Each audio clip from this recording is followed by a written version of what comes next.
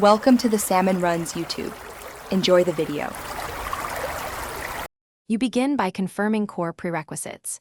You must be level 20, have 3 free inventory slots, and carry a light source. Once done, head to the eastern crypt entrance and use 1/2 map fragment to reveal the inner passage. This matters because the watch spawns only after map activation. Make sure to clear nearby easy mobs for key shards, then equip the stealth cloak to avoid patrols while you approach the central chamber. You now focus on the complex middle steps. Assemble the 2 key shards at the altar to create the void key, because the watch's pedestal responds only to that artifact.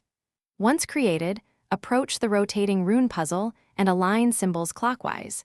This sequence resets traps and opens the inner vault. Make sure to time your movements between patrol sweeps and use a stealth ability for reduced detection. This lets you bypass extra combat and preserves resources. You're at the end. Insert the void key into the pedestal to summon the Watch of Doom. This action triggers a timed Guardian encounter, so act fast. You must defeat the Guardian within 90 seconds to prevent the Watch from retreating. Use burst damage and mobility to control its phases. If you insert the key and nothing appears, relog or exit and re-enter the crypt to force a respawn. This simple reset often fixes spawn glitches and gets you back on track quickly. Thanks for watching. Consider subscribing if we helped you.